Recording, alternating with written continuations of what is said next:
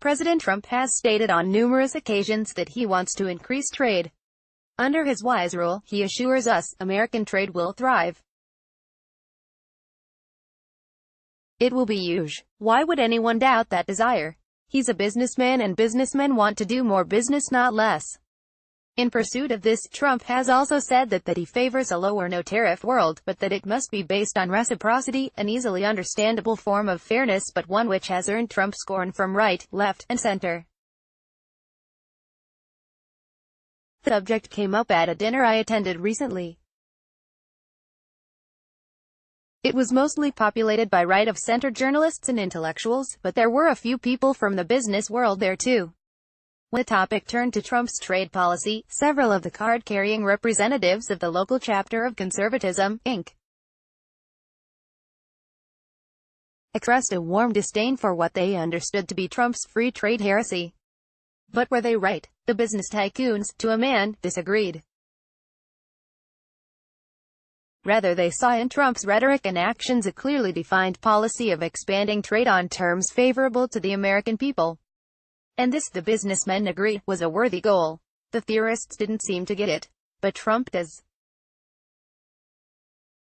He understands what the intellectuals and journalists whose livelihoods do not depend upon it don't. Trade is good to the extent that it promotes and expands national prosperity.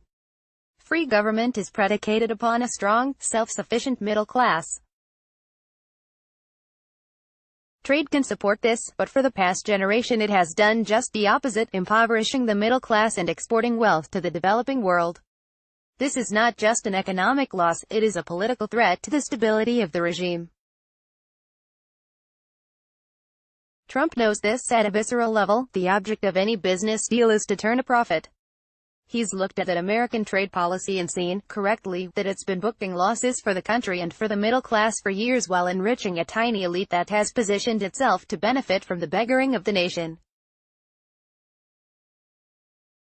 Free trade, that amorphous, barely defined term, like evangelical or sexy, is not an end in itself.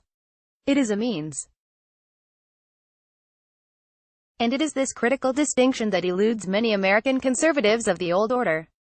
In post-1945 period, free trade was not only a means of reviving European economies devastated by war, it was a means of knitting together more closely the Western allies who still faced a potentially existential threat from expansionist Soviet communism. But those days are behind us and it's time to return to first principles on trade.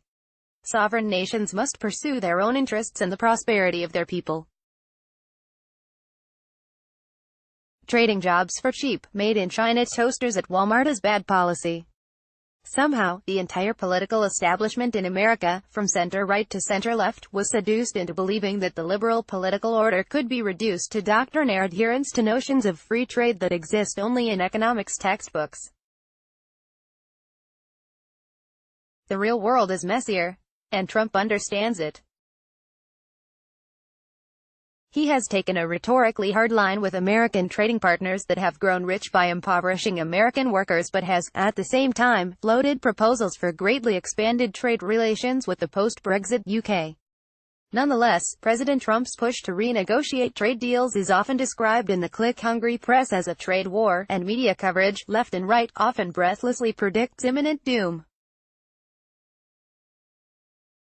On the hard left, the nation warns that Donald Trump's trade war could lead to the next Great Depression, while the right-of-center National Review warns that trade wars are impossible to win and that Trump's trade policies are political suicide and economic malpractice. That's the wisdom dispensed by the commentariat. But what's happening in the real world? Despite solemn predictions of the coming apocalypse, Donald Trump's steady pursuit of profitable trade has already yielded salutary results that his many critics should not just note, but applaud. His tough negotiating stance had led to a renegotiation of NAFTA with Mexico's incoming socialist president that, among other things, benefits American agriculture, protects intellectual property rights, and includes what the White House calls the strongest, fully enforceable labor standards of any trade agreement. This bilateral success encouraged Canada's Trudeau government back to the negotiating table lest they be left out. That's a win for America and a win for trade. Trump also struck a deal with the bureaucrat-in-chief Jean-Claude Juncker, which improved US-EU trade relations. That agreement, announced in June, included the pursuit of zero tariffs on non-auto industrial goods and in reducing tariffs on other sectors including pharmaceuticals and chemicals. This is in keeping with Trump's stated policy of reciprocity. In March, Trump successfully renegotiated the trade pact with South Korea on favorable terms which include increasing by 50,000 the number of cars each U.S. manufacturer may export to South Korea each year. But Trump still gets no credit. Yet, the impact of his economic program, of which trade policy is one component, can already be seen in the booming U.S. economy. The U.S. economy grew by 4.1% in the second quarter and unemployment sits at an all-time low 3.9%. Likewise, Black and Hispanic unemployment numbers are also at all-time lows.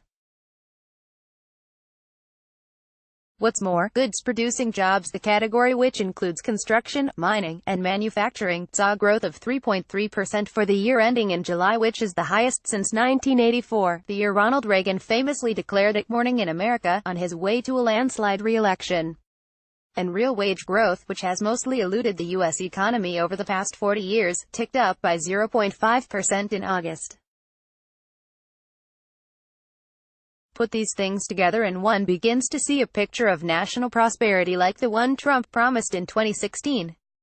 Though he might not affirm the ruling class orthodoxy on free trade theory, Trump's common-sense policies grounded in fairness and the desire to get the best deal possible for American and his real-world negotiating skills have yielded economic success that eluded both Bush and Obama. For the middle class, that doesn't make Trump a heretic, it makes him a hero. Christopher Buskirk is the editor and publisher of American Greatness. This article was originally published on Spectator USA.